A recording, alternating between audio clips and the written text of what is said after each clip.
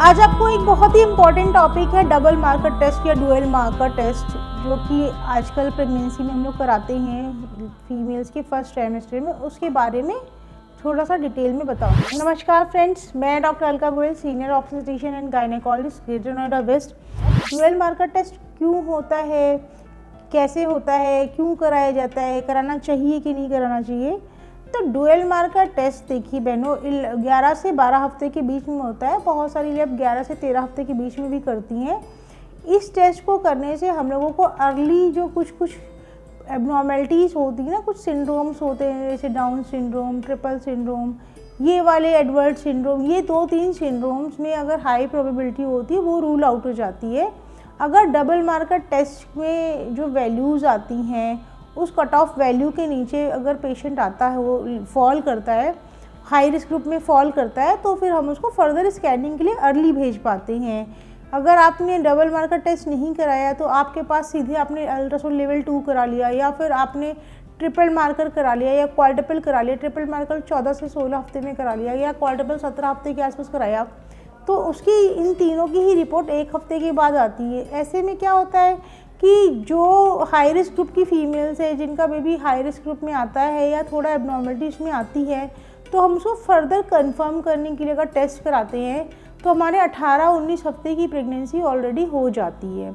तो जब 18-19 हफ्ते की प्रेगनेंसी हो जाती है और अगर हमें इसे टर्मिनेट करना पड़े, मान लीजिए कि आपका फर्दर टेस्टिंग में भी पॉजिटिव आ जाए कि हाँ ये हाई रिस्क है, तो थोड़ा सा मुश्किल फीमेल के लिए, फैमिली के लिए और डॉक्टर के लिए भी हो जाता है। फीमेल और फैमिली के लिए इसलिए आता है 20 हफ्ते की 5 महीने की प्रेगनेंसी, इमोशनल अटैचमेंट भी हो जाता है और बड़े बच्चे को टर्मिनेट करने में टाइम भी लगता है और मुश्किलें भी आती हैं। इसीलिए आजकल डबल मार्कर टेस्ट हम सारी गायनेकोलॉजिस्ट 11 से 12 हफ्ते के बीच में कराती हैं। इसकी रिपोर्ट 1 हफ्ते के बाद आती है। ये ब्लड से कराया जाने वाला टेस्ट है, इसमें कोई घबराने की बात नहीं है और सभी प्रेग्नेंट फीमेल्स को ये टेस्ट कराना चाहिए अपने डॉक्टर के परामर्श के हिसाब से। ज़रूरी नहीं कि इस टेस्ट में अगर आप हाई रिस्क ग्रुप में फॉल करती हैं तो आपका हाई रिस्क ही होगा।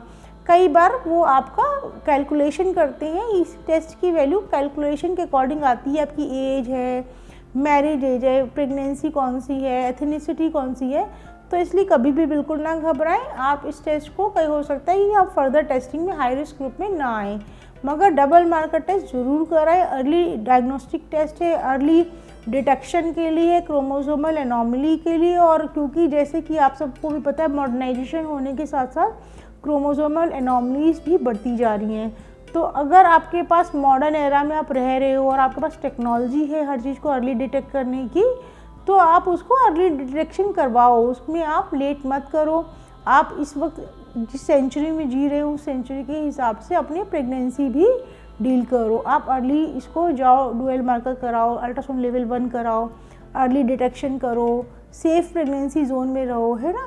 क्योंकि आजकल के ज़माने में या किसी भी ज़माने में किसी भी पेरेंट्स के लिए थोड़ा सा भी एबनॉर्मल बेबी को कैरी करना बहुत मुश्किल काम है और उस बच्चे के लिए भी मानसिक रूप से बहुत ही मुश्किल ज़िंदगी है। उसको परवरिश देना, उसको संबल बनाना, उसके अपने पैरों पे खड़ाना, उसको आर्थिक रूप से संबल बनाना। तो इसलिए आप ये डुअल मार्कर टेस्ट ज़रूर कराएं, जो कि 11 से 12 हफ्ते में होता है। ये लैब वाले अलग अलग लैब वालों कोई भी करते हैं और इसको आप किसी अच्छी लैब से कराएं। इसमें जो वैल्यूज़ देती हैं वो वैल्यूज़ के अकॉर्डिंग आपके गायनेकोलॉजिस्ट इस इंटरप्रेट करके आपको बताती हैं कि आप हाई रिस्क ग्रुप में है, लो रिस्क ग्रुप में है या ठीक है, इंटरमीडिएट में है, फिर फर्दर आपको क्या करना है। तो इसके अलावा इसके रिलेटेड आपको कोई भी जानकारी चाहिए आप कमेंट बॉक्स में लिख सकती हैं, वीडियो को लाइक कर सकती हैं। नमस्कार।